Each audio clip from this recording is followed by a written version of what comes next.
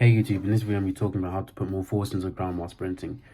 When you sprint, you put about 3 times your body weight at least into the ground every single step you take. And if you want to put more force in, naturally you're going to have to put more force into the ground with each and every step. There are a couple of different things you can do, a wide array of stuff which you should actually all be doing at once, that you need to be doing if you want to put more force into the ground. To start off, if you haven't already, you need to learn how to sprint with your hips and your glutes. This is very important because if you sprint with your quads, you're not going to be sprinting properly because it kind of impedes your form.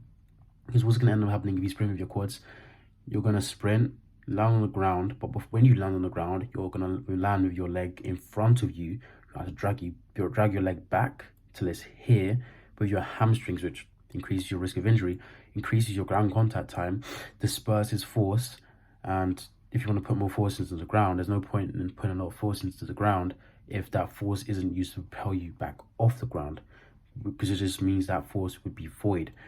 Hence, it's important to learn how to sprint with your hips and your glutes. What will happen is your hips will lift up the entirety of your leg, and you'll all the way up to your knee, so you'll get into the normal position with one high knee, and then the glutes will bring your leg down back under your center of mass so you don't overstride, and that's what's really going to hammer into the ground and allow you to produce a lot of force. Once you figure out how to sprint with these two, now we can move on to the next step, which is actually strengthening the area of the hips and the glutes. We call this area the gluteal muscles. Every single one of these muscles is responsible for making you put a lot of force into the ground. If these muscles are turned off, like how they would be if you were quad dominant, then you're not going to be putting as much force into the ground as you could. And if these muscles are weak, or specific ones are weak, you're going to end up compensating with other parts of your body, which would also lead to these muscles being turned off, or some of these muscles being turned off, which will end up making you slower. So it's very important we strengthen these muscles. If you don't know what all these muscles are, I recommend you Google gluteal muscles. I'm just putting gluteal muscle exercises, or not just gluteal muscle exercises, but whatever the muscles that show up, this is around 6. I'm putting exercises in how to strengthen these, because the stronger these are, the faster you're going to sprint. I don't care if you have like really tiny quads, tiny hamstrings, barely any upper body muscle mass. As long as these are strong, you can run extremely fast times. Before, we used to spend a lot of time in the gym. We spent a lot of time. We were still quite fast, and reason being was because we spent a lot of time on these gluteal muscles and making sure that these were strong.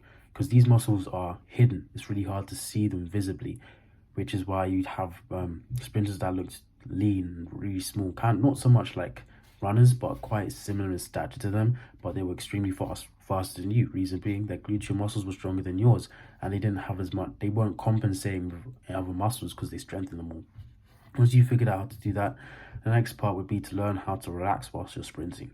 This is very important because the earlier you can relax whilst you're sprinting in a race, the faster you're going to end up going, because you turned off them. You've originally, for the first couple of steps, using the muscles, but once you've gotten over those muscles, usually like 5-7 steps in, second you can turn off these muscles working actively and switch to them working passively, you're able to turn on your tendons and let them fire as efficiently as possible, so little force gets dispersed and you're able to get on and off the ground as fast as possible. And when this happens, you're actually going to be able to put more force into the ground because the tendons are absorbing more force actively in a much better format, so they're able to sprint faster. And obviously going off of that would be to strengthen your tendons as well. But the right way to relax would be when you're sprinting with your hips and glutes, you want to turn on and turn these off with every single step you take. So say you lift your left leg, you're going to turn on that hip and turn on your left leg's hip and turn on the glute of your right leg.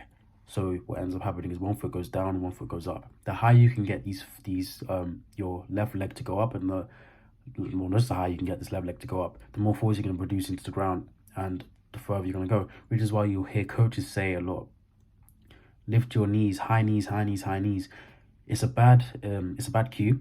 They don't actually want you to give them a high knees. What they want you to do is squeeze your hips better. The reason why we say this is because it's a bad cue, purely because if you're quad dominant, then you're just going to end up lifting high with your quads and you're not really going to be getting the full motion. Because what's supposed to happen is your hips are supposed to go up as high as possible, your glute, and which is going to force your glute to fire as hard as possible. It's similar to how with your arms. If you shoot one arm backwards as much as possible, the other arm is going to go forwards as much as possible. The hips work in the same format, which is why if you're quad dominant, you need to switch to hips and your glutes, so you're actually able to fire properly. And other than this, just perfect your form, because like I said, the higher you can get your knees, the more force you're going to produce. But you want your knees to be high purely because of your hips and your glutes firing maximally and being as strong as possible, and not so much because your quads are just able to lift your legs up high. And back to the relaxing while sprinting. Like I said before, you want it to be hips and glutes only, turn on and off, but you want it to kind of just be like a tap. So every single time you're, like, once you reach the maximum stretch, you want to tap and switch, tap and switch, tap and switch, tap and switch, and then relax after that. You don't need to worry about where your foot's going to land or how high your knee's going to get. You just need to squeeze as hard as possible and relax as quickly. It's kind of like making a punch. You want to just punch as quick as possible and then just be done with it. The second you punch out, you want to relax until at the very end where you squeeze everything, and then you want to unsqueeze and pull back. It's just like that. Pull back just like that. And then the same thing with your hips and glutes. Just tap, tap, tap, tap, tap, tap, tap.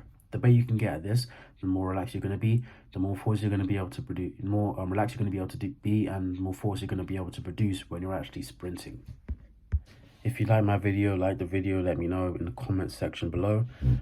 Check the description, because anything I forget to say in the video, I always put in the description. And if you like my content, subscribe. Helps the channel out a lot. I post every 2 days at 1 p.m. Greenwich Mean Time. If you don't know when that is, just hit the bell and then you'll be notified instantly.